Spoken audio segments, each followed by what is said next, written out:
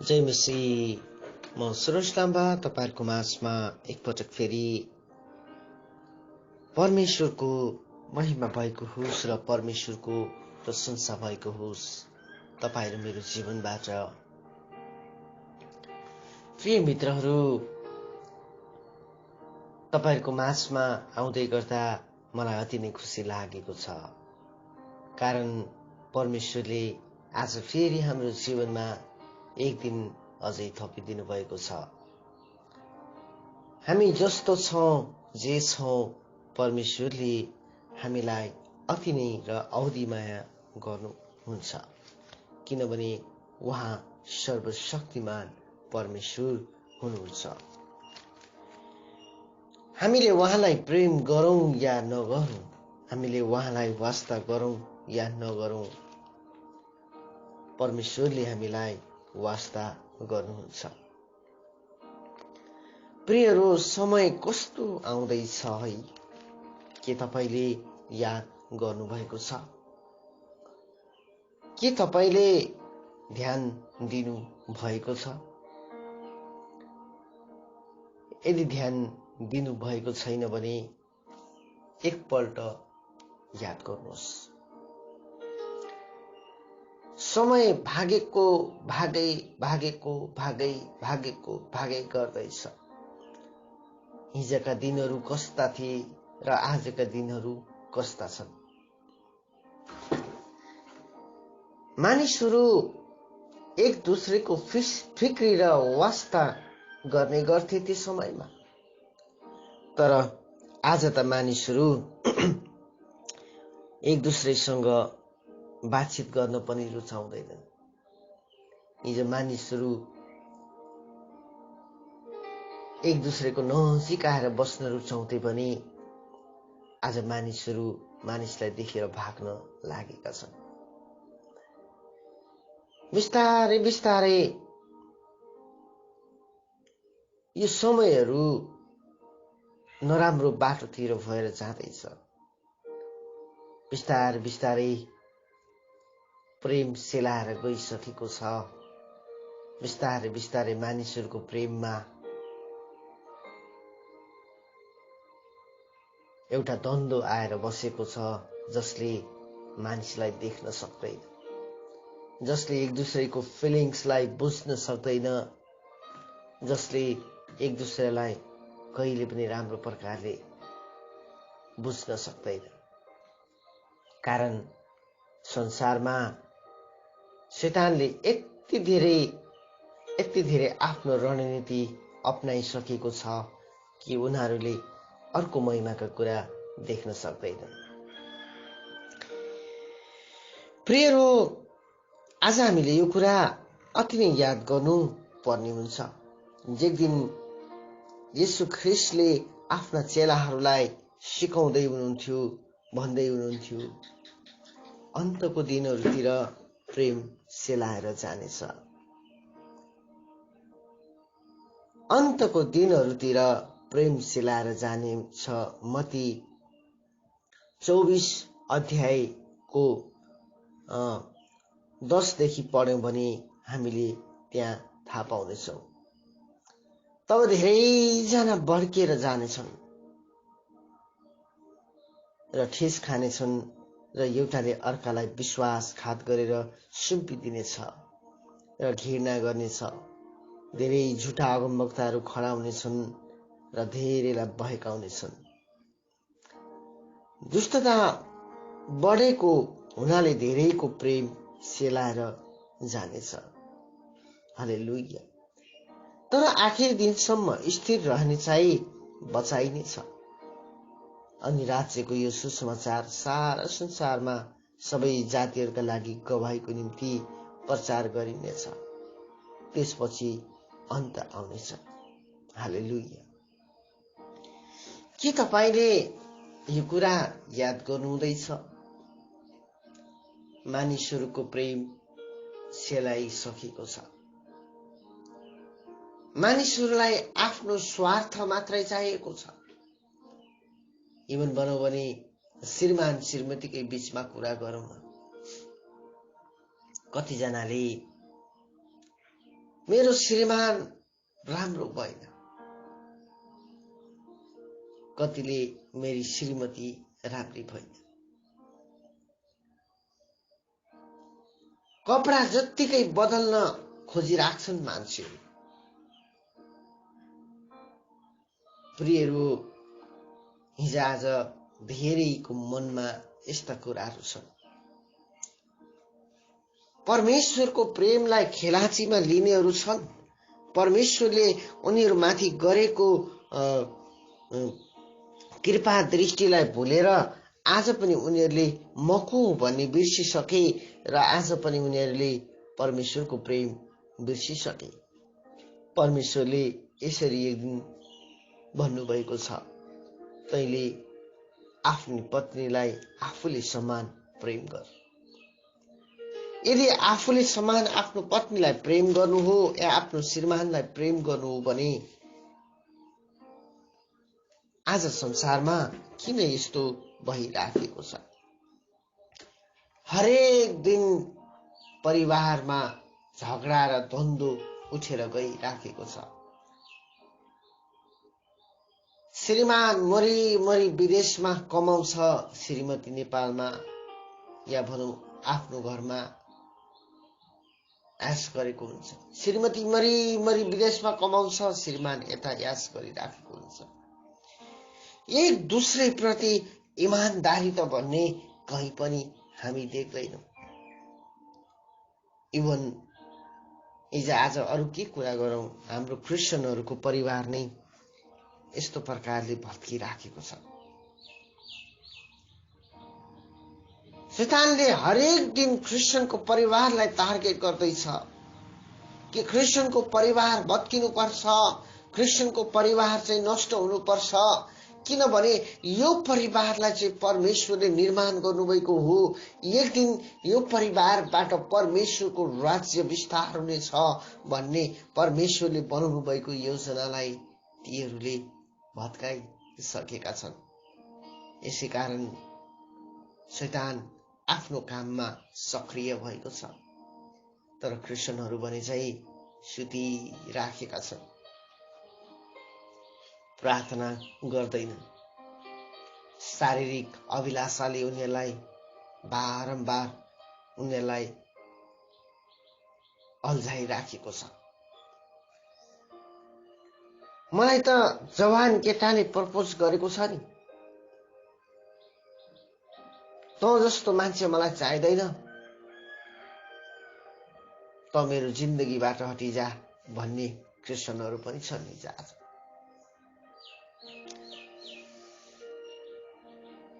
Personal जिन्दगी जिउने क्रिस्चियनहरू पनि छन् नि। आज मलाई क्षमा गर्नुहोला, मैले कसैलाई दोष दिएको कतै होइन, तर मेरो आँखाले हिजो आज यस्तो कुरोहरू देख्दा अति नै दुःख लागेर आउँछ। यो भन्दै गर्दा म सही छु, म राम्रो छु भन्न खोजेको कतै होइन।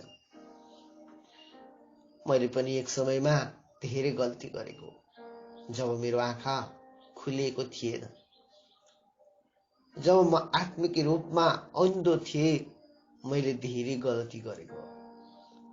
जब मेरो आँखा खुल्यो, म होसमा आए, त्यति बेला धेरै समय बितिसकेको थियो।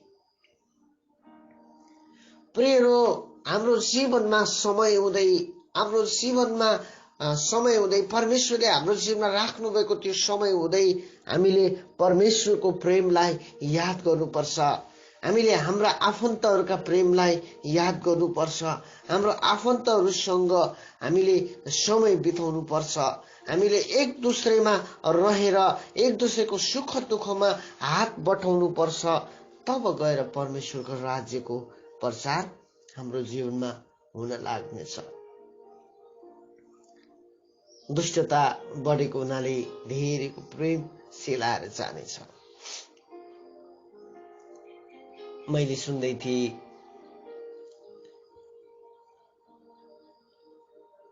छोराले आमालाई घरबाट निकालेका,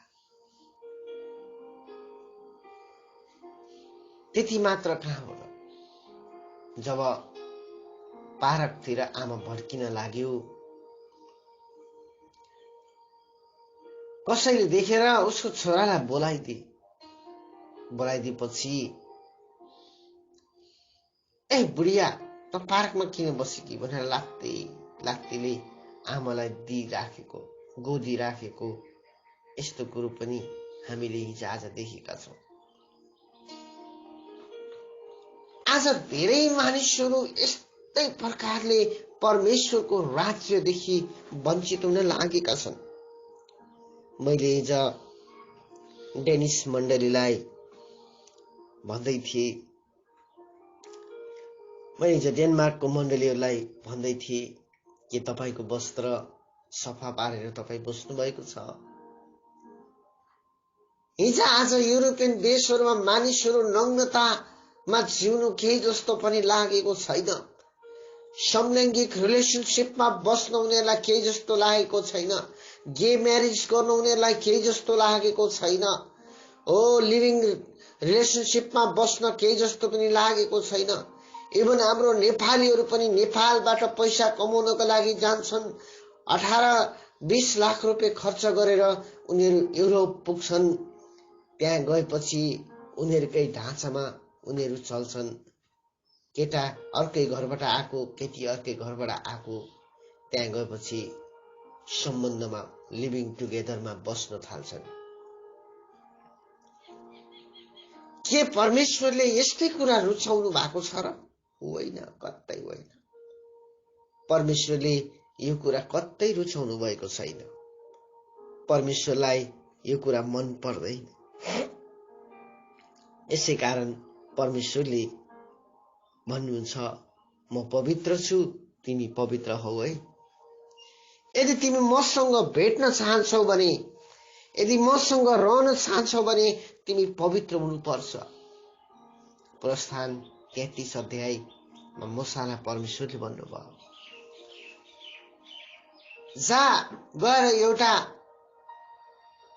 मिलापको तम्बु बना, त्यो तम्बुमा म तँसँग बातचित गर्दैछु।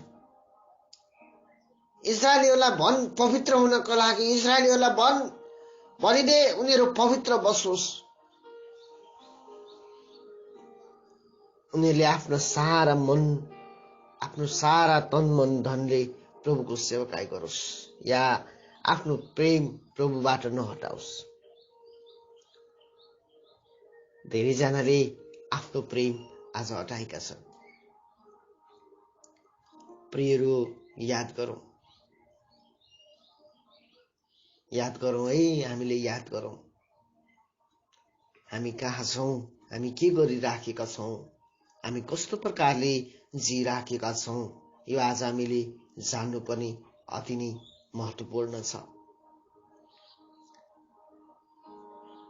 येशू ख्रीष्टले आफ्नो चेलाहरूलाई मजाले भन्दै हुनुहुन्थ्यो, त्यो दिनहरूमा यस्ता यस्ता समय आउनेछन्, तिमीहरू चाहिँ होसियार बस्नु है, होसियार बस्नु।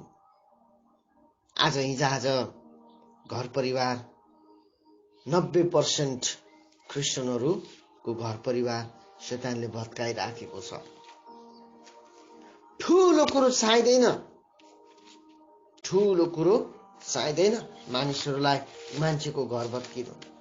सानो सानो कुराले मानिसहरूको घरहरू भत्केका छन्। सानो सानो कुरोले उनीहरूको घरमा दण्डो आइराखेको छ। तँभन्दा म के कम, मभन्दा तँ के कम भन्ने कुराहरू हिजो आज आइराखेको छ। यसै कारण त मानिसहरू आज अन्तको दिनहरूमा एक्लै हुनेछन्। उनीहरूलाई प्रेम गर्ने कोही पनि हुने छैन। अहिलेको समय हेरौँ न, होइन? बिस्तारै बिस्तारै हिजोको दिनहरूमा मानिसहरू एउटै थालमा खान रुचाउँथे, एउटै घरमा बस्न रुचाउँथे। तर आज मानिस एक दुस्रैसँग भेट्न पनि गाह्रो हुन्छ। अहिले त झन् पेन्डेमिकको समय आयो, मान्छेहरू एक दुस्रालाई छुनु पनि हिचकिचाउँछन्। शैतानले यत्रो ठुलो योजना बनायो कि अब मानिसहरू एउटै भएर नबसोस्। उसलाई हामीले जता उसको पुच्छर नेमठ्यो उतै लैजान सक्छौँ भन्ने शैतानलाई थाहा छ। त्यसैकारण त उसले तपाईँ र मलाई यो अवस्थाहरूबाट भएर जान दिइराखेको छ। यदि उनीहरू एउटै भयो भने, उनीहरू एउटै विचारले बस्यो भने उनीहरूले परमेश्वरको आराधना गर्नेछ भने शैतानलाई त्यो पनि थाहा छ। त्यसैकारण उसले मानिसहरूलाई अलग अलग राखिराखेको छ, सेपरेटिजम बनाएर राखेको छ। प्रियहरू, तपाईले आफ्नो पहिलो प्रेम परमेश्वरबाट हटाउनु भएको छ भने याद गर्नुहोस्, मेरो प्रभुलाई म प्रेम गर्छु, तपाईँ के गर्नुहुन्छ म जान्दिनँ। प्रेम त निष्कपट होस्, जुन कुरा खराब छ त्यसलाई घृणा गर, जुन कुरा असल छ त्यसमा लागिरह। भातृ प्रेमसँग एक अर्कालाई प्रेम गर, आफूलाई भन्दा बढी अरूलाई आदर गर। हालेलुया। जोसमा पछि नहट, पवित्र आत्मामा प्रज्वलित हो, प्रभुको सेवा गर्दै रह। हालेलुया। आफ्नो आशामा आनन्द गर, सङ्कटमा धैर्य धारण गर, प्रार्थनामा निरन्तर लागिरह। हालेलुया। तपाईहरुलाई मन नपर्ने एउटा वचन अझै पढिदिन्छु। सन्तहरूको खाँचोमा सहायता दियो, अतिथि सत्कार कायम राख। हामी किन दिने? सन्तहरूलाई किन दिने? धेरैको यो बानी हुन्छ। धेरैपल्ट सन्तहरूले तपाईलाई बिहानै उठेर या भनौं आफ्नो समय कति दिन प्रार्थना गरेर तपाईको अगाडि परमेश्वरको वचन ल्याउँछन्, तपाईको निम्ति रुँदै रुँदै प्रार्थना गर्छन् तपाईका अग्रजहरूले। तर बदलीमा तपाईले उनीहरूको लागि के गर्नुभयो याद गर्नुहोस्। के तपाईको प्रेम त्यतिमै हो? हिजोआज वचनको कमी छैन मानिसहरूका, तर याद राख्नुहोस् एक दिन तपाईले वचन सुन्न पाउनु छैन। वचन त एक दिन अकाल पर्नेछ, सेवकहरू मारिनेछन्, वचन बोल्ने व्यक्तिहरू मारिनेछन्, बाइबल हराएर जानेछ, बाइबललाई दुष्टले सबै हराइदिनेछ। अनि त्यति बेला तपाई के गर्नुहुन्छ? तपाईले जति खोजे पनि ती सन्तहरू भेटाइने छैनन्, किनभने परमेश्वरले आफ्ना जनहरूलाई पहिल्यै उठाएर लानुहुनेछ। यसै कारण आज म तपाईलाई के भन्छु भन्दा, आफ्नो सन्तहरूको खाँचोमा सहायता दिन नछोड्नुहोस्, अतिथि सत्कार कायम राख्नुहोस्। एवं मैले पनि त्यो काम गर्छु। प्रेम त निष्कपट हुनुपर्छ। जुन कुरा खराब छ त्यसलाई हाम्रो जीवनबाट, हाम्रो परिवारबाट, हाम्रो मण्डलीबाट त्यसलाई घृणा गर्नुपर्छ। जुन कुरा असल छ त्यसमा हामी लागिरहनु पर्छ। भातृ प्रेमसँग एक अर्कालाई प्रेम गर्नुपर्छ, आफूलाई भन्दा बढी अरूलाई आदर गर्नुपर्छ। हिजोआज यस्तो पाइँदैन, यसको उल्टा पाइन्छ। अरूलाई अरूभन्दा बेस्ट, आम बेस्ट भन्ने कुराहरू के, म जस्तो जान्ने र म जस्तो बाठ्य कोही छैन भन्ने कुराहरूले हिजोआज मानिसहरूको हृदयमा राज गरेका छन्। अनि म के भन्छु भन्दाखेरि तपाईले यो कुरा याद गर्नुहोस्, तपाईले यो कुरा थाहा गर्नुहोस् कि तपाई कहाँ हुनुहुन्छ, तपाईले के गर्नुहुँदैछ, कि तपाईले कस्तो प्रकारको प्रेम मण्डलीमा, परिवारमा, आफ्नो गुरुजनहरूसँग तपाईले राख्नु भएको छ। कसैलाई खराबको सट्टा खराब नगर भनेर वचनले भन्छ। तिमीहरूको खेदो गर्नेहरूलाई आशीर्वाद दियो, नसराप भनेर वचनले भन्छ। आनन्द गर्नेहरूसँग आनन्द गर, रुनीहरूसँग रो भनेर वचनले भन्छ। एक अर्कासँग मिलेर बस, अभिमानी नहो, तर नम्रहरूसँग संगत गर, कहिले अहंकारी नहो भनेर वचनले भन्छ। जुन कुरा सबै मानिसहरूका दृष्टिमा आदरणीय छ तिनमा ध्यान दियो भनेर वचनले भन्छ। जुन हुन सक्छ भने सकेसम्म सबैसँग शान्तिमा बस्छ भनेर वचनले भन्छ, तर हामी बस्दैनौँ। प्रिय हो, आफैले कहिले बदला नलियो तर परमेश्वरको क्रोधमा छोडिदियो, किनभने लेखिएको छ, बदला लिने काम मेरो हो। तर हामी आफै बदला लिन्छौँ। म नै बदला लिनेछु परमप्रभु भन्नुहुन्छ, तर हामीलाई अहिले नै आफै बदला चाहिन्छ। हालेलुया। बरु तिम्रो शत्रु भोकाएको छ भने त्यसलाई खुवाओ, त्यो तिर्खाएको छ भने त्यसलाई पानी दियो भनेर वचनले भन्छ। तर तिनीहरूले शत्रुलाई हेर्न पनि जाँदैन। त्यो गर्नाले तिमीले त्यसको टाउकोमा आगोको भुग्रो राख्नेछौ। तर उनीहरू त्योदेखि टाढा गएपछि कसरी भुग्रो राख्ने? खराबीबाट पराजित नहो, तर खराबीलाई भलाइले जित भनेर वचनले भन्छ। खै त मानिसहरूले त खराबीले होइन, भलाइले होइन, खराबीले नै मानिसहरूलाई परपरक बनाएका छन्। यसै कारण हामीले याद गर्नुपर्छ। मित्रहरू, तपाईँ आज यो कुरोबाट भएर जानुहुँदैछ भने तपाईँले याद गर्नुहोस्, तपाईँको प्रेम कहाँ छ। मलाई बाइबलको कुरा साह्रै मनपर्छ। एसाया 49:15। के दुध पिलाउने आमाले आफ्नै नानीलाई बिर्सन सक्छ र? हो, पक्का त्यसले त बिर्सन पनि सक्छ, तर म त तँलाई बिर्सिन सक्दिन परमप्रभुले भन्नुभएको छ। यस्तो बाचा भन्नुभएको छ। दुध पिलाउने आमाले पनि आफ्नो नानीलाई बेपरवाह गरेर छोडिदिन्छन्। अर्को नाठो पाएपछि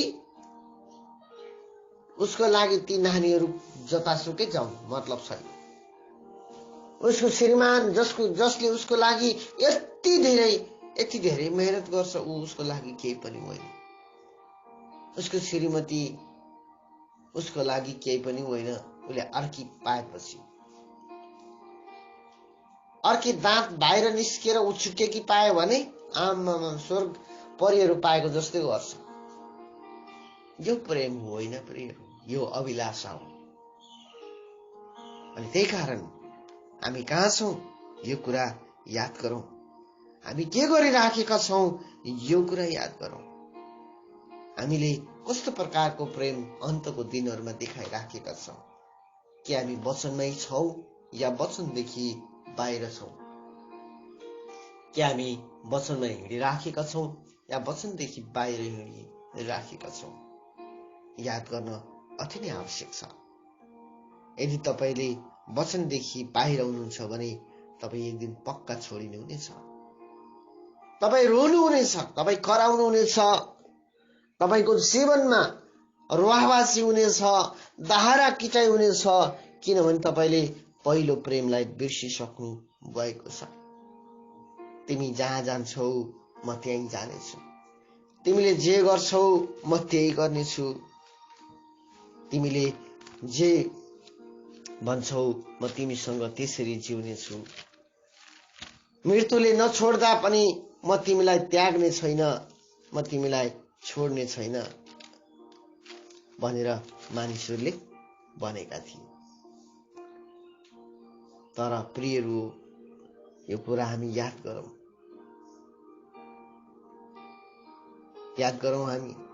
हामी कहाँ छौँ? तर परिस्थिति आउँदा मानिसहरूले के गरेका छन्? ख्रिस्टलाई भुलिसकेका छन्। ख्रिस्टलाई मानिसहरूले बिर्सिसकेका छन् अनि ख्रिस्टको बाटोमा उनीहरू हिँडेका छैनन्। प्रकाशित वाक्यको 2 अध्यायको मण्डली, एफिससको मण्डलीलाई परमेश्वरले के भन्नुहुँदै थियो भन्दाखेरि,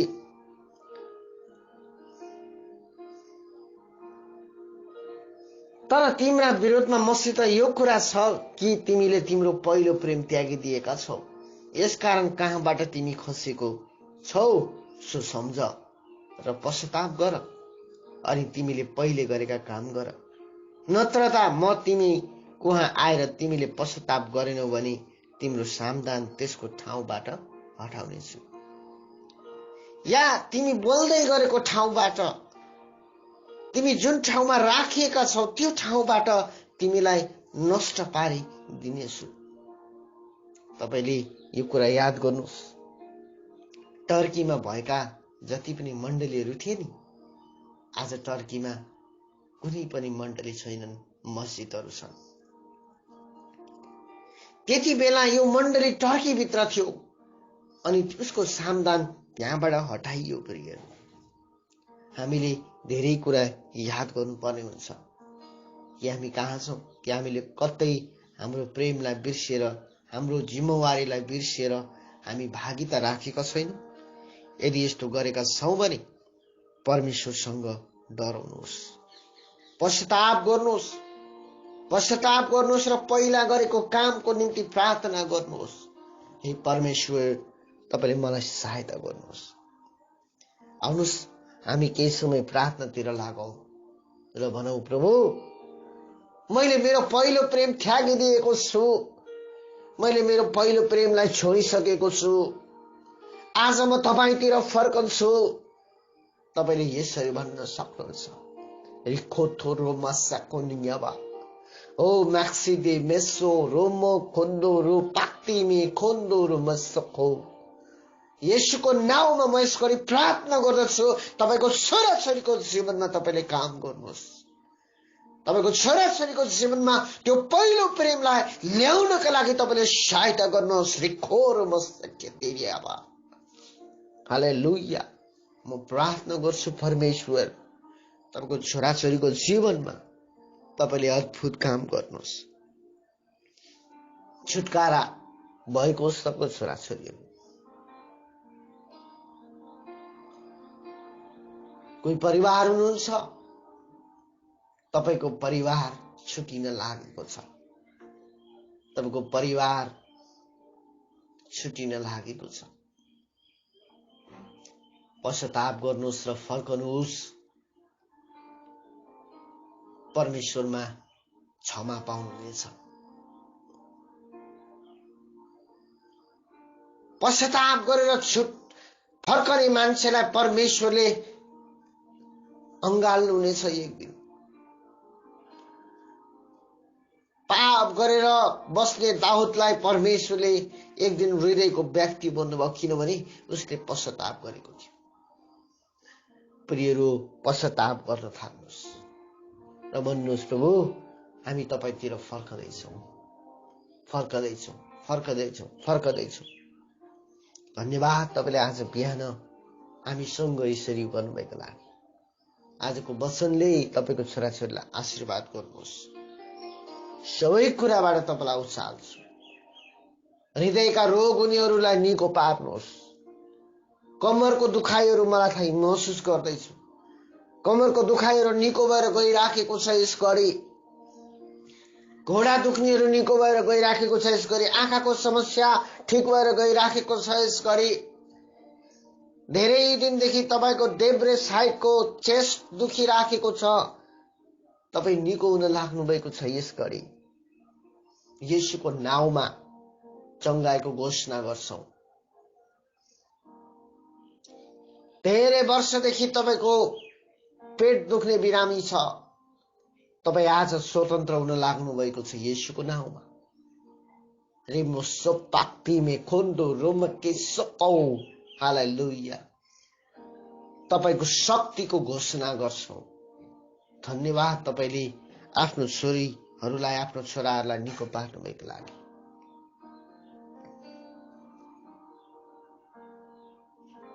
एकजना हुनुहुन्छ, किन मलाई मानिसहरूले नबुझेको, किन मेरो परिवारले नै मलाई नबुझेको, अब त म परिवारसँगै बस्न चाहन्छु नि, खै त किन मेरो परिवारले मलाई बुझ्न सकेको छैन।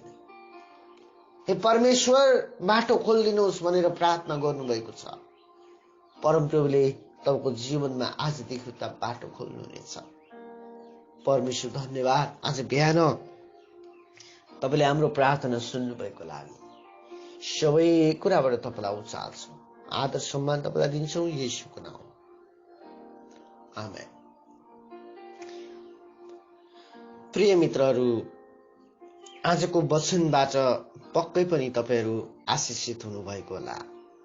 आजको वचनबाट या आजको प्रार्थनाबाट पक्कै पनि तपाईँ चङ्गाई हुनुभएको छ। समयले डाँडा काटेको छ।